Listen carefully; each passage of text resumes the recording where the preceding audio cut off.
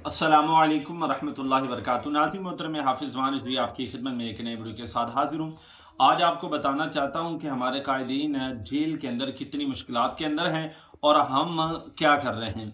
नाज़रीन मोहतरम, अल्लामा अनस हुसैन अली साहब जब उनको गिरफ्तार किया गया तो आपको 8 दिन काल कोठड़ी के अंदर रखा गया कि जिसके अंदर बंदे को अंधेरे ही अंधेरा होता है, कोई चीज़ नज़र नहीं आती। ऐसी जगह पर 8 दिन शुरू के अंदर अल्लामा अनस हुसैन अली साहब को रखा गया और आप वहाँ पर एक और बंदा होता था और अल्लामा अनस हुसैन नदवी साहब होते थे।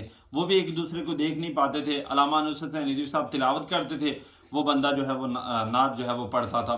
तो ऐसी मुश्किलात के अंदर उन्होंने जनाब वक्त जो है वो गुजार रहे हैं और इधर हम बाहर बैठे क्या कर रहे हैं कि जनाब जिन कामों से हमारे बड़े जो है वो मना कर रहे हैं, हम वही काम कर रहे हैं। आप जानते हैं कि हुकूमत की तरफ से बाबा जी के मज़ार पर पाबंदी लगी हुई है, लेकिन हम फिर भी वहाँ पर जा रहे हैं, वहाँ पर तो कारकुनान गिरफ्तार भी हो रहे हैं और जनाब हमारे लिए मुश्किलात का सामना जो है वो हो रहा है।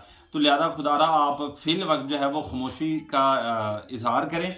जैसे ही कोई हिकमत अमली आएगी हमारे सामने, हमारे बड़ों का बयान आएगा तो इंशाल्लाह हम वो सामने रखेंगे। हमारे बयान देने से कुछ होगा नहीं होगा, बल्कि उल्टा हम पर केस होगा और हम हमारे लिए परेशानी होगी।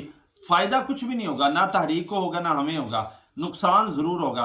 तो लिहाजा आप हिकमत अमली का मुज़ाहरा करें। कायदीन अगर इतनी मुश्किलात के अंदर वहाँ पर रह रहे हैं तो हमें भी चाहिए कि हम यहाँ पर हिकमत अमली का मुज़ाहरा करें। इंशाल्लाह जैसे कोई मामला ठीक होंगे, वो उनका हुक्म आएगा तो इंशाल्लाह वैसे अमल करेंगे। लिहाजा फ़िल वक्त अगर पाबंदी लगी हुई है हुकूमत की तरफ से दरबार पर जाने से, तो आप ना जाएं। आप जाएंगे गिरफ्तारी होगी, आपके लिए भी परेशानी होगी, तहरीक के लिए भी परेशानी होगी।